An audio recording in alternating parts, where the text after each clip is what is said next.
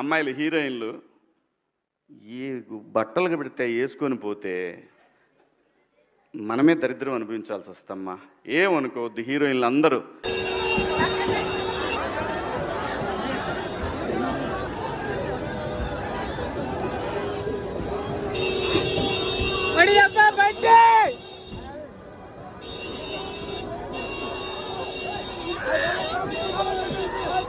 Hi friends, మీరు తమిళలో చూశారు కదా.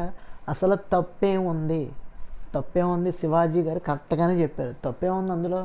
మీరు ఇన్స్టాగ్రామ్లో ఏ ఫోటోలు చూసుకున్నా కానీ, అదేవిధంగా ఫేస్బుక్లో చూసుకున్నా, ఇన్స్టాగ్రామ్లో చూసుకున్నా కానీ ఎక్కడైనా ప్రాపర్గా ఉన్నారా లేదా?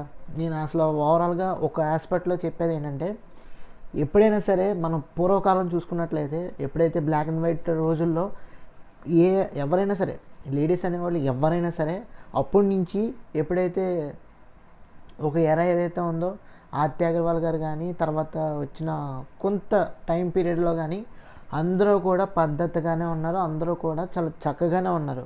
తర్వాత గ్రాడ్యువల్గా ఏమవుతుందంటే ఇలా ఓవర్ అవుతుంది. శివాజీ గారు అన్నట్టు కరెక్టే, కానీ శివాజీ గారు చెప్పే విధానంలో కొంత ఆ వర్డ్స్ యూజ్ చేయడం అనేది నేనే అంగీకరించను. ఓకేనా? నేనే అంగీకరించను. బట్ శివాజీ గారు ఆ 2-3 కాంట్రవర్షియల్ మాటలు మాట్లాడటం అనేది రియల్లీ ఇన్అప్రోప్రియేట్ కింద మనం కన్సిడర్ చేయొచ్చు. నేను చెప్తున్నాను, అందులో తప్పలేదు. బట్ ఆయన చెప్పిన ఓవరాల్ యూనివర్సల్ ఆస్పెక్ట్ ఏదైతే ఉందో అది ఖచ్చితంగా నిజం. దీని మీద చాలామంది ఇన్స్టాగ్రామ్లో చాలామంది సింగర్స్ కానీ, లేదంటే సెలబ్రిటీస్ కానీ విపరీతంగా రియాక్ట్ అవ్వటం అనేది అంత పెద్ద గొప్ప విషయం ఏదో అనుకుంటున్నారు. దీని గురించి కాన్స్టిట్యూషన్లో ఉన్న లాస్ కానీ, లేదంటే రూల్స్ అండ్ రెగ్యులేషన్స్ కానీ, ఇవన్నీ బాగా ఏదైతే కాన్స్టిట్యూషన్లో ఏవైతే ఉన్నాయో ఆర్టికల్స్ ఇవన్నీ తీసుకొచ్చి బయటికి పెడతాం అనేది పెద్ద ఏదో గొప్ప అనుకుంటున్నారు. బట్ అది కాదు. కాన్స్టిట్యూషన్లో ఏదుంటే అది నమ్మేయటమేనా? ఏదుంటే అది చేసేయడమేనా? అది ఉంది. ఆ రూల్ పాటించే వాళ్ళు ఎవరైనా ఉన్నారా బయట?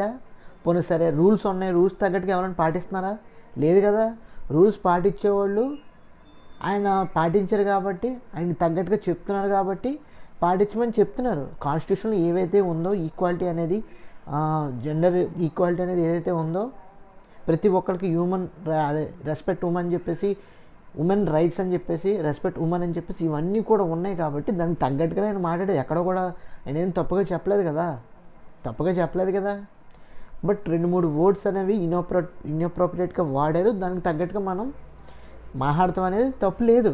బట్ యూనివర్సల్గా ఆయన కరెక్ట్గానే చెప్పారు. అమ్మాయిలు అనగా, ఆడవాళ్ళు అనగా ఎలా ఉండాలో అలా చెప్పారు. అలా ఉండాలి, దాన్ని స్వీకరించాలి, దాన్ని తగ్గట్టుగా ముందుకు వెళ్ళాలి. అంతేగాని పిచ్చి పిచ్చిగా